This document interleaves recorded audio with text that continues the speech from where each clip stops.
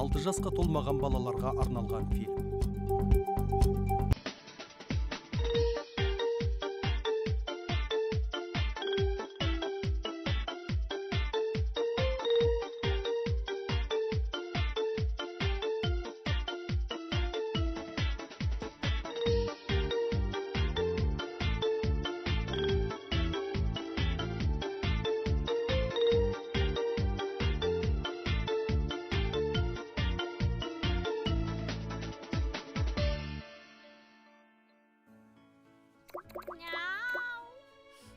Қандай қатыгез қыз.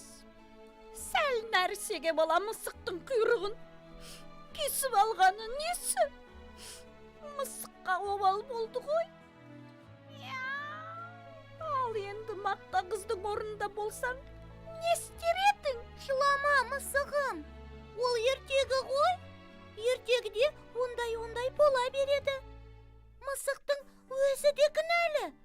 Ол мақта қызды тыңдамай, сүтін төгіп тастаған жоқ па? Бәрібір бұл қатыгездік. Оны басқаша жолмен жазалау керек еді.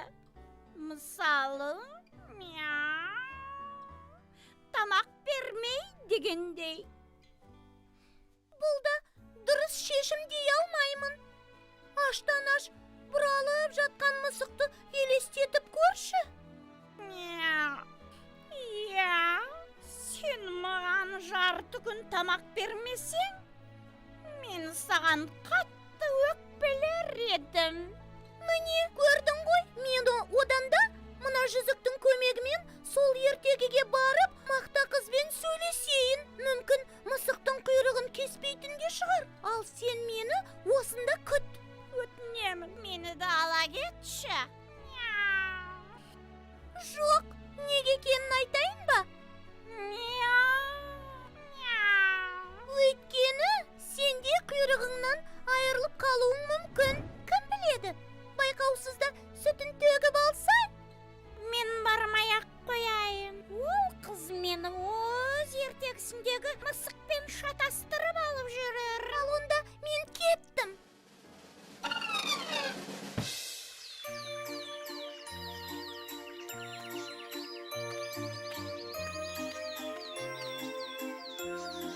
Сәлем, мысық. Сәлем, сары қыз.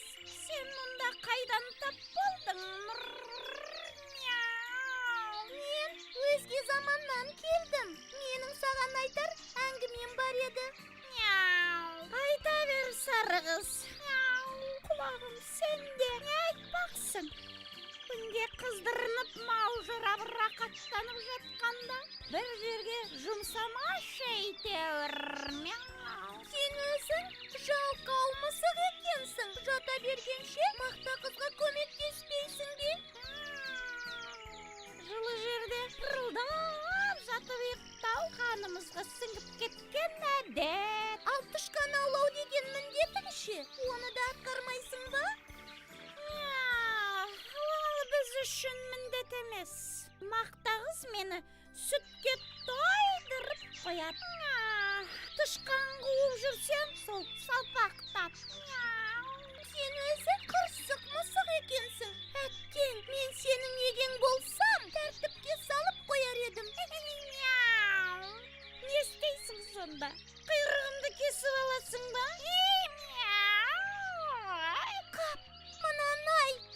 Жарайды, сені дәл қазір мақта қыз шақырады. Мысығым, келе ғой. Әне, шақырып жатыр, бар тезірек. Дегенде жетіп барсам, қадірін қашады. Шақыра түссін. Мына күннің қызуын-ай. Барсаңшы енді. Қазір ашуланады да тауып алған мейізін өзі жеп қояды. Мейіз? Жоқ, ол менсіз жемейді. Бәстесесің бе? Мысық. Міне, екінші рет шақырды. Үшінші рет шақырғанда жетіп барамын. Бар тезірек, үшінші рет шақырмауы мүмкін. Және абайла. құмырадағы сүтті төгіп алма. Неге төгеді екенмін? Мені мақтағы өте жақсы көреді. Біз доспыз. Түсінесің бе? Ал достар кешірімшіл болады. Барсаңшы енді. Жарайды. Мяу. Қоймадың ғой. Бар да бар деп қазір. Өз көзіңмен көресің. Сен терезеден қарап тұр. Мен келдім. Неге шақырдың? Сен өзі қайда жүрсің? Жаңа ғана сені 2 рет шақырдым ғой. Мен үй сыпырып жүріп, мейіз тауып алған едім. Соны бөлісіп жейін десем. Мейіз? Мяу, кәне бөлісіп жейік. Берсеңші енді. Сен келмеген соң, мен оны жеп қойдым. Қалайша, біз дос емеспіз бе? Ал мен бәстесіп жүрсем. Мяу. Бәстесіп? Кіммен? Айтпаймын. Мяу. Сәл күтсең келер едім ғой. Мені бір ойнап жүр дейсің бе? Күні бойы тышқан аулап, салпақтап. Ол енді сенің міндетің ғой. Бірақ осы кезге дейін бір тышқан ұстағаныңды көрмедім. Міне, сенбейсің маған, досыңа. Мен де тышқанды сақтап қоя алмаймын ғой. Ол бәле қашып кетеді ғой. Зып беріп, сондықтан ұстай салысымен жеп қоямын. Маған бір түйір мейізді қимадың. Кешірші, мысығым. Мяу, кешірмеймін. Неге кешіреді екенмін? Ой, сүт төгіліп қалды. Мяу, бірақ төккен мен емес. Қалайша, сен емес? Мен емес, құйрығым. Иә, сүтті құйрығым төкті. Құйрық сенікі емес пе? Иә, менікі. Мяу, дәл қазір осы бір нәрсе маған керек пе деп те ойланып қоямын. Қу мысық. Олай болса, мен сені емес, құйрығыңды жазалаймын. Өте дұрыс шешім. Мұны жазаламаса болмайды. Мәссаған. Мяу. Енді төгесің бе сүтті? Доғар енді, ашуыма әбден тидің. Қазір мен сенің құйрығыңды кесіп аламын да, маған сүт әкеліп берген кезде ғана қайтарамын. Ұқтың ба? Мяу. Кесіп алғаны қалай? Менің құйрығымды ма? Сен жаңа ғана өзің айтқан жоқсың ба? Мұны жазаламаса болмайды деп. Мяу. Жаздым, жаңылдым, кешірім өтінем. Сүтті сиырдан сұрап әпере салар. Жарайды, бірақ судың да сұрауы бар деген. Сиыр саған сүтін бере салады деп ойламаймын. Ал сен өтірік айтқанды қоймасаң, үйден қуып жіберемін.